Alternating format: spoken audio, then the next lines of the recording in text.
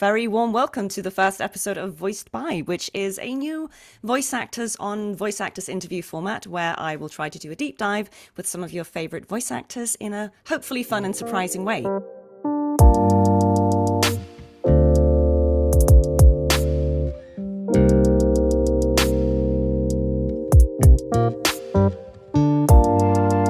Today we have none other than Rich Keeble, the one and only. You might know him as Fenrico, you might know him as Monoco, you may know him as something completely different, but either way, he is a fabulous, fabulous voice actor and actor in other mediums as well, and I'm very, very excited to have him here today. Thank you so much for coming, Rich. Well, thank you for having me. You've suggested that this might be fun, so I think you might set the bar too high. This is the first episode, so, whatever we do today will set the bar for any subsequent episode, and, for those who come after. Yes, for those who come after. Maybe no one will come after. Maybe Exactly, and if so, this will be the first, last, and best episode. Absolutely. So, just to start us off, I introduced a few of your prominent roles, but where might we have heard your voice before? Well, actually, I've aside from the games, I have done a lot of adverts over the years. A lot of people, I think, have heard me on radio and TV ads that you wouldn't necessarily know was me. Like things like really sort of glamorous things like Voltarol. That downward dog, ladies. Pedigree Jumbo advert. Nom. Pedigree Jumbo. It goes om and nom and nom. Om nom nom nom nom. Yeah, various things I've done over the years. But yeah, I suppose most prominently recently it's Monoco and other characters in Expedition 33. There will be a lot of fighting, though. Oh yeah, that's true. Yeah, it's true. There will be a lot of fighting. Exactly. Count me in then. Good. Good. Good. Good. Yes, good. Fenrico. I care not for labels of good or evil. My only care is Raguna's order and chaos. If you managed to get Lord of the Rings Gollum to work, you might have encountered the Mouth of Sauron, which was me, and did a character called Frank Fairburn in a video game called Strange Brigade a few years ago. And I was recently in a Curry's advert that's been on a lot, and I've been in Rivals and Good Omens, and did a Casualty recently. The Change on Channel 4, a few bits and pieces. Very, very good. I know you do a lot of screen work alongside voice acting, and you mentioned yourself that you are in Good Omens, Casualty. Is there any upcoming TV work that you can talk a little bit about? Well, there's some stuff coming up that I can't talk about, but I can. I think I'm allowed to confirm that I'm filming Series 2 of Rivals. I've been posting about it, so I hope it's okay. The secret's out. I literally had an email today from my agent saying that they were going to do a cast announcement stuff. So perfect. Maybe I shouldn't have said anything. But yeah, I'm definitely I'm filming Series 2 of Rivals. That's partly why, if anyone wonders why I've started sort of wearing hats a lot, it's because I have to let my hair grow at the back and the sides for that character, and it looks dreadful, and my wife hates it. So I'm kind of concealing it seamlessly under this cap. Yeah. It seems like you've been having a busy few years. Like you've got a lot of good stuff coming out kind of close together. I think Expedition 33 really changed the whole gaming landscape earlier this year when that came out. How does it feel to be part of something that blows up like that? Yeah, it's kind of surreal, isn't it? We were talking, because obviously we're both in Wuthering Waves, and that's, got quite a fan base to it. But yeah, this is something else, It was such a shock when we saw how well it was received, because people in the know said to me, oh, it will do pretty well. But, there will be some people who won't like it. But it seems that the people who don't like it there seems to be a lot fewer of them than we thought.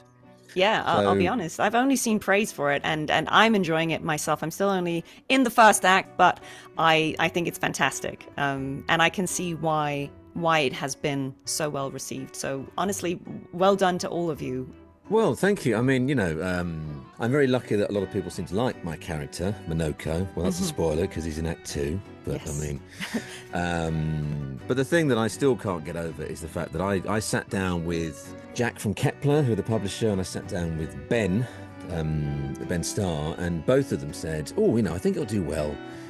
So maybe the reviews the day before that. Anyway, around that time, I remember looking at it and seeing it was like Metacritic 92 or 93, whatever it is now, and 9s and 10s. And I just thought, oh my God, this is amazing. It was a similar shock to when I was looking for the reviews for Gollum, which when I looked at those, and it was kind of 1s and 2s. Yeah, it's great that everyone's enjoying it. I mean, I never thought I would see so many Monoco tattoos on top of like fan art and cosplay. I mean, it's lovely. It's really nice. What's the best Monoco tattoo you've seen? Well, I saw one recently that was like really quite detailed, and I think it was, I guess it was a leg, I think. Oh, okay. Like near the foot, or? Oh yeah, yeah. I mean, the foot wasn't in the photo that I saw, but yeah, I guess it makes sense for it to be near the foot, doesn't it?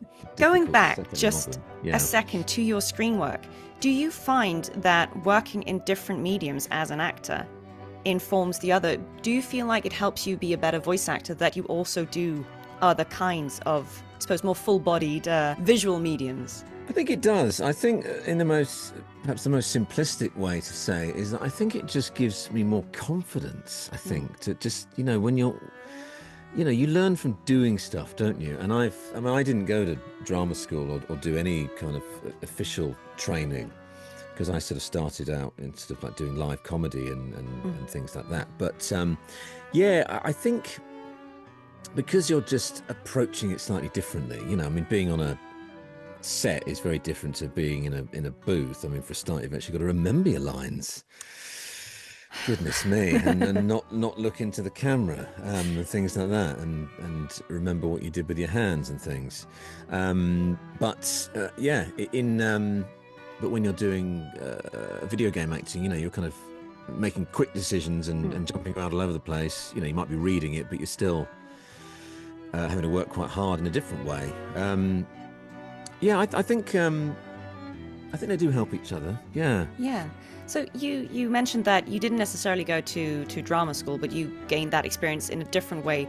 I saw that you're a Master of Science in Acoustics and Noise Control, which is such a unique, I think, degree for an actor to have. I mean, I'm with you. I have a law degree, so I completely understand. But has that ever been helpful working in voice acting? I'm just wondering if that has left you sort of uniquely qualified to either understand kind of the engineer lingo, or even a game like Wuthering Waves, where so many of the lore concepts are built around sound. There are so many phrases in Wuthering Waves that actually just deal with sound concepts. I'm just wondering, has that degree ever come in handy in a performance? I think it probably has helped. Well, I mean, it's literally helped me in terms of my like home recording work. So yeah, so I used to work as an acoustic consultant, right? Now that could mean anything. That could mean I was designing concert halls or studio spaces. A lot of the work in that field is actually quite dull, or you might think it's dull. I mean, it's still, I found it interesting, but we would be looking at sound insulation performance between flats, for example, right, or between offices, or between areas in hospitals or classrooms in schools. So I would have to go to a lot of meetings and talk to builders and mechanical engineers and fire officers and sustainability consultants.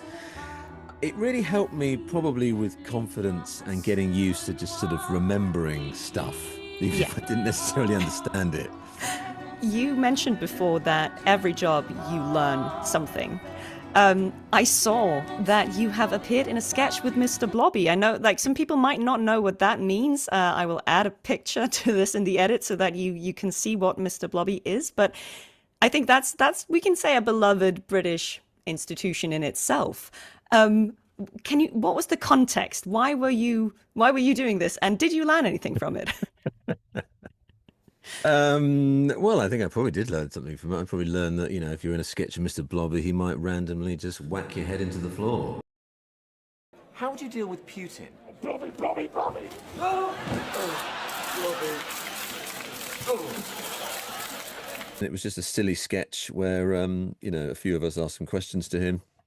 He just answered them with Blobby, Blobby, Blobby. Blobby, Blobby. Which is all he says. And then my question at the end, he just ran off the podium and jumped on me. Oh, great. Yeah. So yeah, I think I've got that sketch up on my YouTube channel, I think, somewhere. But yeah, Well, it's go and check it out, guys. yeah, please do. We'll add a link.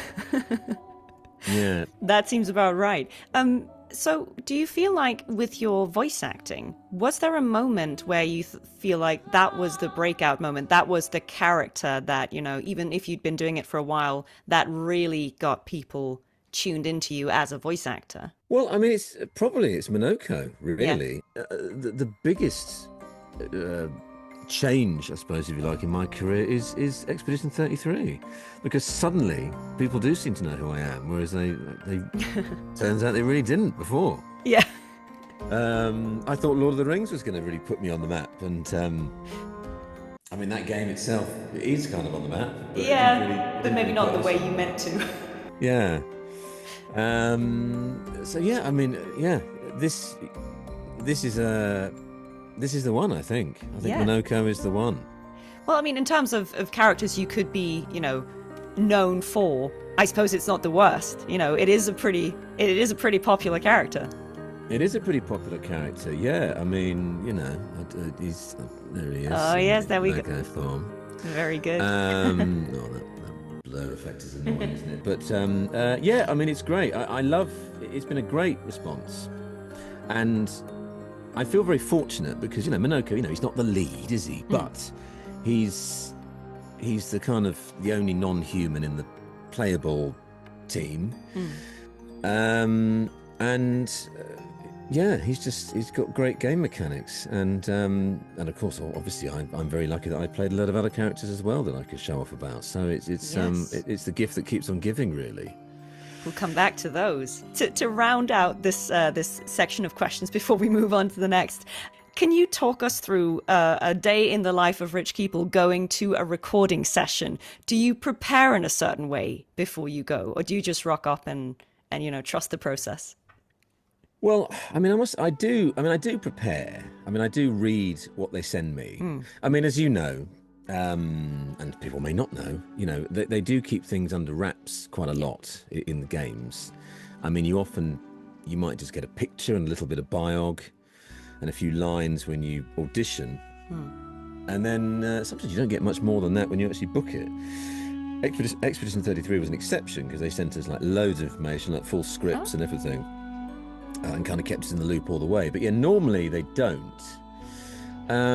So I've kind of got used to the fact of kind of just rocking up a bit, really, because I don't know about, I mean, for Wuthering Waves stuff and other games, that they would send me through, oh, you're doing some more Fenrico, whatever. Okay, great. And they send a script through. And it's not always, sometimes that script that you've already recorded, isn't it? You might have recorded some of it already. Yeah. So I'll look at it and I'll be like, oh, I can't remember what I've done and what I haven't really. So it's almost pointless kind of trying to familiarise yourself with it too much, because you'll just kind of, the directors at side are great. Yeah. And Claire on Wuthering Waves is fantastic as well. And so, the sessions would always be, you'd be comfortable and you'd get enough context on the day to do it. Yeah. I mean, I warm up and stuff, I might go to the toilet. Yeah. I'll have a, sensible choice. And make myself a hot drink. Maybe I'll have one of those weird teas that they have there. And just be warmed up and hydrated, I suppose. And just ready and comfortable. Yeah. And just be open, I suppose, to whatever you're being told what to do. So not a huge amount of prep, because there isn't really that much to prep. Yeah. I completely agree. Okay, well, so I'm not going to put you on the spot, but let's talk for a minute about these what I call the theory crafting questions. Now, the whole point here is there are no canonical answers. These are just fun musings I had over parts of story on games and characters that you've been involved in. So we'll talk through it and we'll see if we can come up with some potential answers. But, nobody come for us. Like, we are just having fun here. We are not saying that this is canon. Don't, put words into voice actors' mouths. We are just guessing for fun, for your amusement. So I know that you haven't necessarily watched or played all of the Wuthering Waves storyline so far, but your character, Fenrico, is sort of the head of the Order of the Deep, which is this sort of religious organization that basically governs the Ragusa city area. And in Ragusa and Rinascita in general, there is a hot debate about something called pizza tropicale, which is essentially a pineapple pizza. We have some characters who say that this is, a great, lovely pizza, valid to eat. And we have a lot of characters saying that if you order this, you are no longer welcome. It is a huge social faux pas to order this pizza and to be seen indulging in it. So, my musing here is, as the head of this order, essentially the leader, what would his stance be on this pizza? Do you think he would approve of it, or do you think he would disapprove of it? Well, I would like to think that he would disapprove of it so vehemently that he would have all the pizzas destroyed and all pineapples destroyed. Because I don't like pineapple, and I don't like anything. I don't like any weird fruit. Especially not on a pizza. I don't like pineapple, I don't like mango, I don't like passion fruit, I don't like strawberries. I see. This isn't just on a pizza. I mean, all of those things would be vile on a pizza. But I'm not a big fan of fruit apart from maybe apples and bananas. I like a raspberry. If you gave me a raspberry, I'd probably eat it. Okay. I'd think about it. Yeah, I think you're right. I do believe that Fenrico would be against pizza tropicale. So, staying on Fenrico for one more question. There is another thing he disapproves of called the Carnival. It's a rowdy event where people will wear masks, get together, get up to shenanigans. Canonically, he does not approve of this event, but if he were to go, do you think he would simply, if he wanted to stay incognito, would he just flip the mask to the other side, or would he wear a double mask, as to hide in the crowd? Well, what about if he were to use Monoco's mask? Yes. How about putting a Monoco mask on? I mean, that would be very efficient in camouflaging his identity. An interesting crossover. But he would look completely different. Do you feel like Monoco would be a good figurehead for a religious organization? I think he'd be a good figurehead for anything, to be honest. That would be the interesting crossover. We Fenrico in Expedition 33 and Monoco in Wuthering Waves. There would be a lot more fighting, wouldn't there, if Monoco was doing it? Probably. You might not get that right. You haven't met him yet, have you? But I understand that he does approve of fighting. Yeah, I approve. I like, yeah. He would fight the pizzas. He would fight the pizzas. Yeah, there you go. It'd be interesting, wouldn't it? I mean, so Monoco, as you may not know, but he has the power to take on the form of a foe that he has defeated if he uses their leg. I wonder if he can use pizza in the same way. That'd be interesting, if he could turn into different pizzas. Well, on the subject of Monoco, who do you think would win a duel, Monoco or Francoise? Like, if they were to face off, who would win that duel? Oh, right. Well, Francois has he has the most powerful ice attack ever, doesn't he? Have you got to that bit yet? No, so I'm genuinely asking. Well, Francois is quite hard to beat, I think.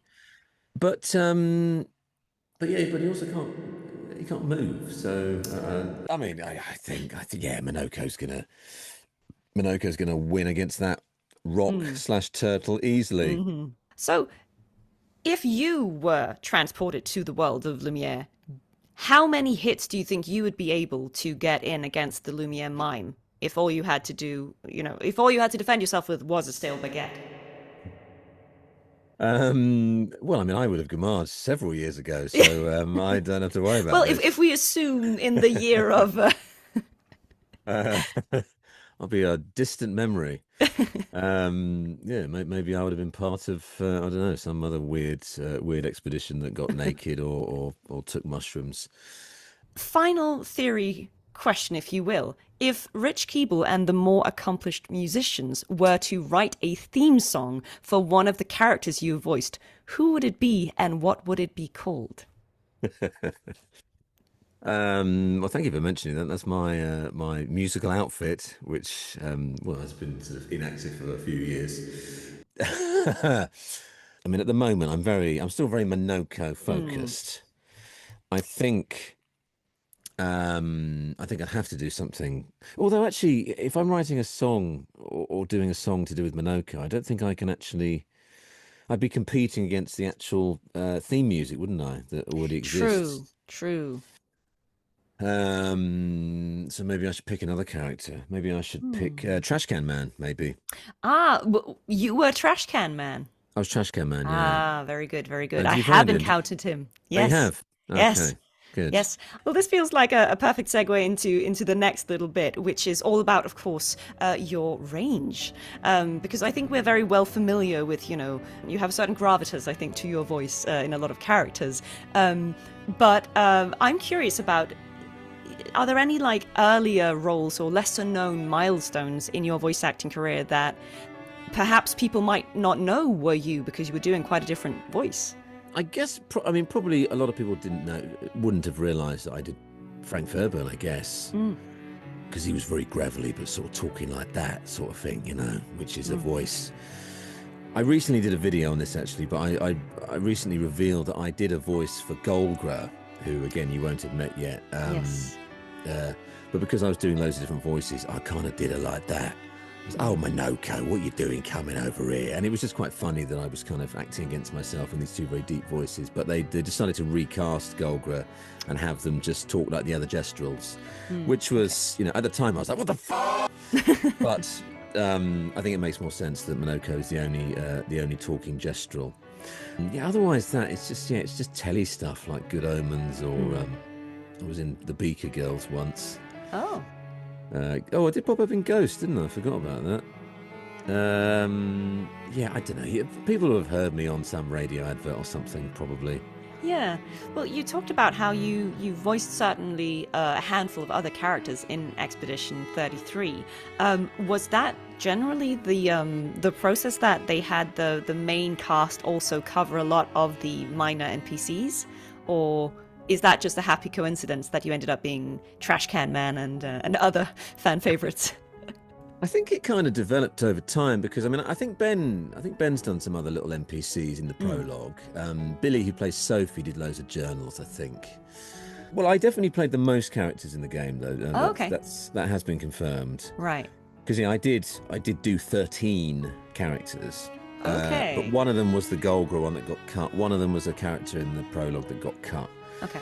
I only recently did a video where I clipped all the characters together. Oh, okay. That would be fun to watch. I'll have to watch that when I've played the game and be like, yes, yes. Yeah. Okay, so you were talking a lot about, you've played 11 characters in Expedition 33 alone. Do you ever do characters that have like a really young, bright pitch, just, like the complete opposite? Do you ever do that? Try and avoid that, to be honest, because it's just very hard for me to sound that fair. young, I think. I mean, if I'm doing an audiobook, then I will probably you have to do somebody a bit younger sounding and sort of take the bass out of your voice. I mean, I'm doing another game, which I don't think has been... Well, it's been announced, but no cast have been announced, which is a similar Wuthering Wavesy type thing, and I am playing two characters in that, one who is older than the other, and I have sort of made one of them sound a bit younger. I mean, relatable. That is me in Wuthering Waves, being like, oh, I've got this young voice as well, and I'm just there. So Yeah. I hear you. Of course. Do you have like any hidden vocal talents that you never get to use? Like, is there a side to the voice of Rich Keeble that maybe we never hear? I mean, I don't really say this very often, but I mean, I can sing a bit. Right. I mean, you mentioned my band there, Rich Yeah. Keeble, the more accomplished musicians. I mean, I have recorded a number of things where I'm singing, and I do sing in a very different register to how I speak. I do sort of sing a bit higher. I mean, I'm not going to attempt to do that now. No, I won't put you on the spot. Please feel free to look up Rich Keeble, the more accomplished musicians, on do your it. streaming platform of choice. And I have actually been recently thinking that I might maybe make some new music again, because the last album we did came out in 2020, so it's been a while now. Okay, so a final question on this topic. Do you have a character in your head that you will never get to play a character like that because of what you sound like, but you wish you could, like a miscast? I mean, on camera, I would say, it'd be great to play some sort of action hero or Yeah. something. Which of course I would never get to do. Or even if it's like a Deadpool type, Ryan Reynolds type thing, I'd love to do something like that. That'd be really fun. But in terms of voice, I don't know. I think all the characters I'd like to play are kind of within my range because I love to, you know, I mean, because I have played, you know, soldiers and heroic people, and I kind of like playing those. Yeah. Yes, I don't know. I don't know about that. No, that's a valid answer. I mean, I think it's very healthy probably to be very content with the kind of work that you are organically suited for. And I think in a way, I think probably for most people there is an overlap between what their voice sounds like what connotation the voice gives to people, and work that they enjoy doing. Oh, what happened there? Let's get that back. To avoid taking too much of your time today, let's round up with a few memes here at the end. I know that you are someone who enjoys a meme. You have a whole folder of memes, which I greatly appreciate. Yeah, I've been collecting them. Would you say that do you actively try to stay in touch with memes, around your characters, or do you just fall upon them? Well, a bit of both, I suppose. I did go through I think when the game came out originally, I was looking on the Reddit, or the subreddit, or whatever you say, and there were loads in there about the game in general and about Monoco. I'll see them on Twitter and such like. So I started collecting them. I thought I would post some of them. Do you have any, is there a favorite meme relating to any of your characters that you just adore? Well, the one that just popped into my head, I don't know if you've got this one to hand, but it's the one with Samuel L. Jackson on the phone and like going, "Oh yeah, Verso, that's all we needed to say," or something. Yeah. I know exactly. I'll Monoco. put the image in here. It's that, I'm in, right? That's all you had to say. Francois and Eski doing the Coldplay kiss cam reenactment. You made that meme, I'm guessing. I did, yeah, I did make it, yeah. So you are actually the originator of that meme, if anyone's been seeing that around. Where can viewers follow you for more original memes and content and music and anything else you might have coming? Well, I mean, I've been very active, probably tediously active on social media since this game this game came out and I was allowed to talk about it. But yeah, I've been posting a lot on Instagram and TikTok of all things. Ooh, okay. And Twitter. Right. Whatever it's called now. Excellent. And yeah, I mean, I'm just Rich Keeble on there. Rich Keeble everywhere. Rich Keeble everywhere. Perfect. The Rich Keeble on YouTube. The Rich Keeble on YouTube. Okay, I'm gonna drop all those links in the description so you can find and follow Rich. And one last thing I wanted to ask you is, hopefully this will not be the first and last time that I have someone on here for a chat. Is there, in your opinion, do you have any colleague or even if you never worked with them, is there another voice actor you think we need to see more of? Who should I approach? And they are welcome to turn me down, of course. There's no peer pressure here. Well, I mean, there's a lot of fun people, aren't there? I mean, maybe you could sort of work through a few more Wuthering Waves people. You know, Yeah. I mean, like Ashley's really cool. Do you know Ashley? Haddon. Yeah. Yeah. We should. Well, I mean, I'm all Wuthering Waves voice actors. Sorry, you're gonna hear from me. You can say no, but yes, I'm definitely gonna reach out. I think and see if anyone else wants to be part of the shenanigans here. Yeah, you should do. I mean, of course, someone I actually might be seeing later is Tim Downey, who very good. is in Baldur's Gate, and Yes, of actually course. I know him from doing Good Omens, and Dave Jones, of course, is a Yes. wonderful lovely human being. Guy. Yeah, those are all good choices. Yeah. Very good. Well, Rich, honestly, thank you so much for taking the time today and for your generosity and for being really fun to talk to. I hope you also had fun and didn't regret this as much as doing an audiobook in Danish or with Danish words. I generally regret opening my mouth and saying things that aren't written for me. And I'll be probably cringing about various things I said for the rest of my life. But other than that, yeah, thanks for having me. And yeah, I think it was fun. I mean, I Yeah. enjoyed it. I mean, I think we had fun, hopefully, and you know, let us know if you had fun as well, or if we should never show our faces again on I mean, online. if this gets released, if Yeah, you might be going through maybe it, you'll never see Amanda, and it. going, "Oh, I cut that, cut that, cut that. Got Oh, that, yeah. I've cut it all."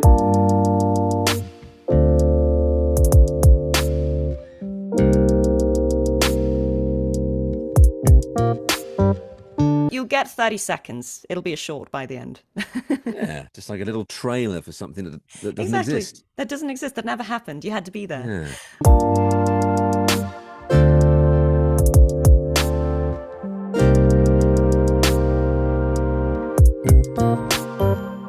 Well, whatever format this ends up in, I'm very, very grateful that you were willing to be the first guest. Thank you so much. I will cherish pleasure. this, and I hope I will meet you in person soon. I'm sure that Absolutely. will be very fun. Yeah. And thank you so much, everyone, and take care. Thank you. Okay, bye.